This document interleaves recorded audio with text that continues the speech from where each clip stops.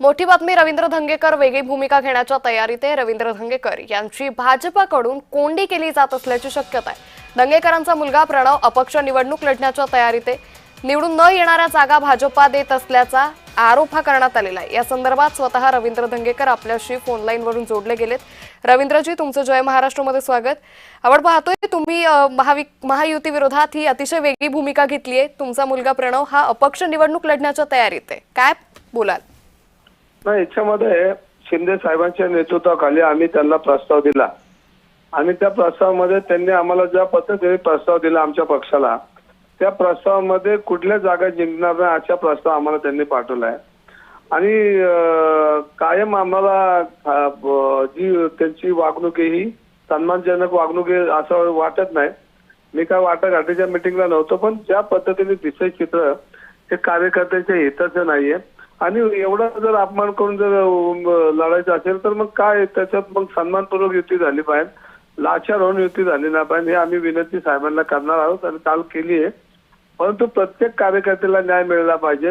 राहिला प्रश्न माझ्या मुलाचा, मी कालपर्यंत मुलगा माझा ऐकत होता, पण रात्रीपासून तो त्याचा निर्णय घ्यायला सक्षम आहे। त्याचं वय वर्ष 21 आहे आणि थांबल तो धंगेकरांचा मुलगा कुठला हा महत्वाचा प्रश्न आहे, कारण त्याचं रक्तच हे स्वाभिमानी रक्त आहे आणि आम्हाला त्याला लढायचंय।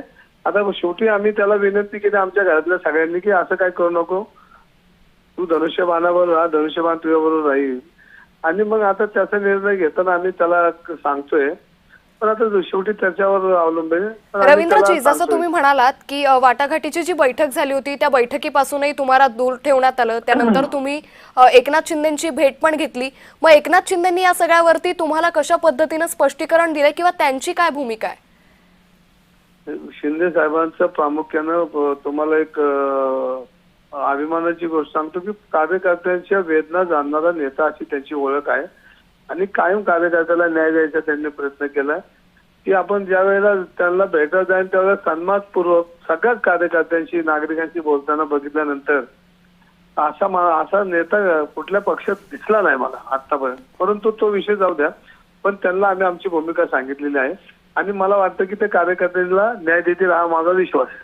पण रवींद्रजी, जर तुम्ही म्हणता तसा न्याय जर नाही मिळाला तर मग तुमचे सुपुत्र अपक्ष निवडणूक लढतील का आणि महायुतीचे जो उमेदवार असेल त्याच्या विरोधात लढतील का? माझ्या मुलाचा एकट्याचा प्रश्न राहिलेला नाहीये, ही सगळी परिवार आहे। शिवसेनेचा प्रत्येक कार्यकर्ता माझा परिवारातला आहे।